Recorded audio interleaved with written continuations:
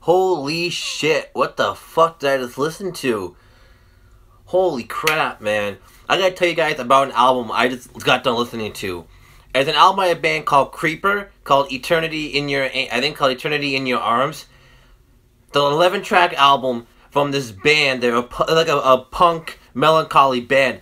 And I have to thank John from ARTV. He actually, I watched his review of it, because the album cover looks pretty cool. It's like a purple street, the background's all purple. It's like a guy walking on the street. It's really cool, and he said he said there's a kind of punkish, melancholy album, and I really was intrigued by it. So I went on my Apple Music app, put in my headphones. It starts off right off the bat with fast punk rock, and I was like, okay, I'm intrigued. I'm liking this already. And you go to track 2, Poison Pins, and pretty much all the way through, it's very punk, and it's also very melancholy. It actually kind of reminds me of like AFI.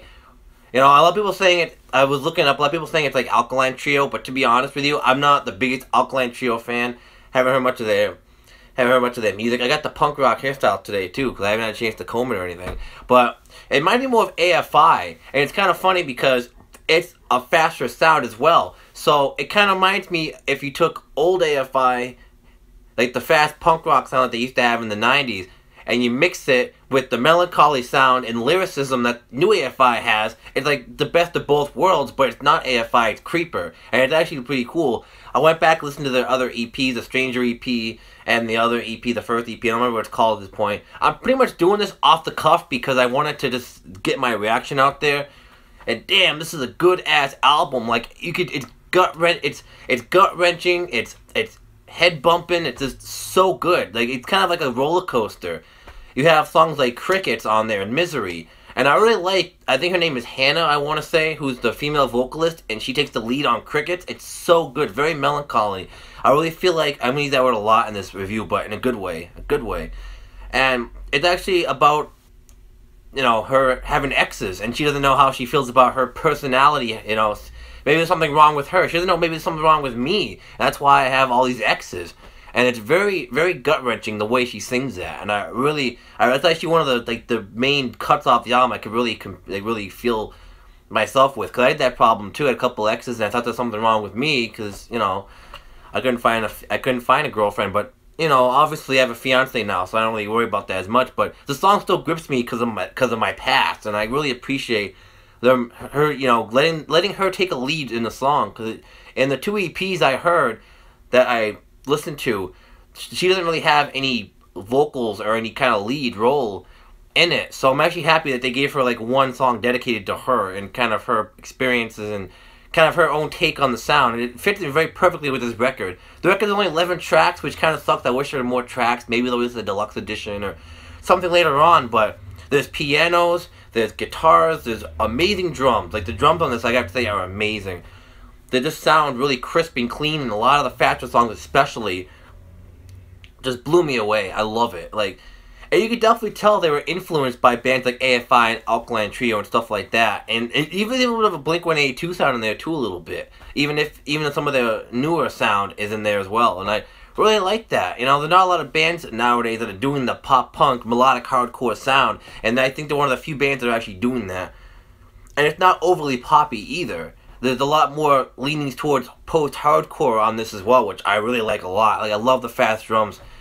And it's just amazing. I'm in love with this album. Like, I'm going to listen to it again pretty soon. I literally just got done listening to it. Like, I was on the bed, you know, for maybe 35, 39 minutes, however long the album was. And I was just, like, immersed in the experience. It's just an immersive album. I love the lead vocalist is amazing. I don't know his name. They might be British. I'm not totally sure. I don't want to stereotype, but he said they kind of sound British. But I love it because in the very first song, you think Hannah's going to sing because she had this little voiceover, this little monologue in the beginning, and it just slams you in the face with this punk rock beat, and I'm like, okay, take me on your journey. Take me on your journey, Creeper. I want to know where you're taking me. Even if you're taking me to the shed out back, I can give two shits. I want to go on this journey with you. You could take me to the creepiest cemetery ever, and I would still have fun. Because it's like, it's amazing. I don't know what else to say. This album is just so good. I really recommend you check them out, whether you have Spotify or you have Apple Music or Tidal. Who the hell has Tidal? That shit too expensive. But, you know, even just look it up on YouTube. It's probably on YouTube by now. I mean, I might even go out and buy the CD at Best Buy or FYE. Because it's just that good. It's just that good. I could definitely say I can definitely enjoy the album. It's definitely going to be at least a 4 or a 4.5 out of me. Or a 4 stars out of me right now. First impressions. It's just so good. So good. And I think they actually have 3 vocalists, possibly. Because I think there's another guy who sings as well, who doesn't usually take as much lead, more of a background vocalist. But it's great because they also have these kind of hardcore, you know, background screams and chants in the background. It's very anthemic. And I like that too. Very, very reminiscent of hardcore and 90s punk rock. And that's like the stuff that I like the most. I love 90s punk rock. I love stuff like NoFX, Lagwagon, Strung Out, Satanic Surfers. If anybody's heard of them, probably not. You know, early Blink-182. I like newer Blink-182 too, just as much. But I always prefer the older stuff. Dude Ranch for life. But I love that stuff, you know? Like, it's just amazing. And I feel like there's so much energy that this band has. And I cannot wait to see them make another album and more EPs. Because right now they have, I think, 2 or 3 EPs in this one album. And I'm excited for them to make more music. Like, I want to hear more from them. And yeah, like, this is a very enjoyable project. And I could definitely say I'm looking forward to whatever Creeper does next.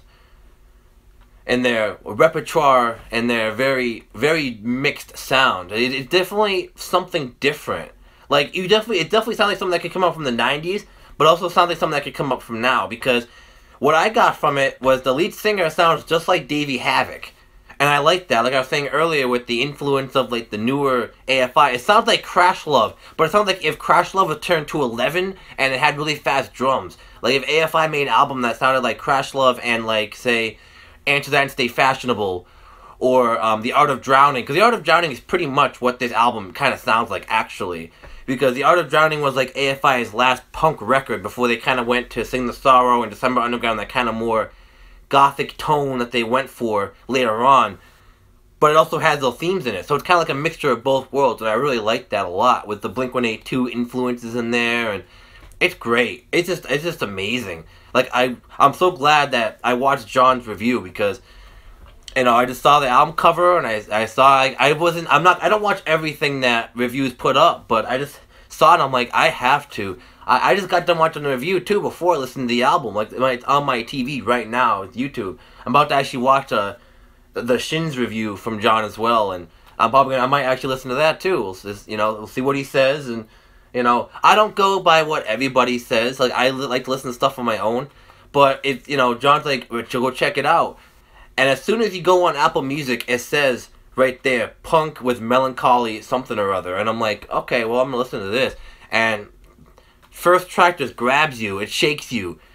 And then towards the middle, it kind of slows down a little bit with Misery and Crickets. But even towards the back end, it's still fast again. And it's this gray, kind of more like hills and valleys. And I love that about it. The only thing I can say I don't like too much was the ending of the record. The last song, I Choose to Live. No, I mean, I kind of wish it had an extra track at the end, so that way it was like a, wow, twisted my tongue there. I wish it would have ended off at a more fast punk rock note, or at least have a ballad, but maybe have like a fast punk rock, you know, snippet at the end.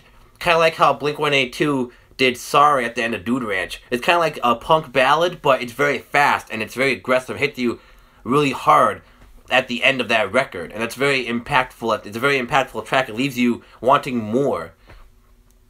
And this album definitely left me wanting more, though, like in a good way. I want to hear more from these guys, and I'm gonna go back and listen to all their EPs. They only have like 5 songs on each EP, so it's not like it's a huge listen. You know, it's not like it's gonna take me forever to listen to it. But I really want to soak in this album, especially soak it in, listen to it for like maybe 2 or 3 times, and really get used to it. Because that's like when you really get to know an album. It's kind of like knowing a person. You have to listen to them and get to know them better. You know, and that's just kind of how I feel about music. You can't listen to you can listen to an album and immediately love it, you know? It's like you can meet somebody and instantly love them.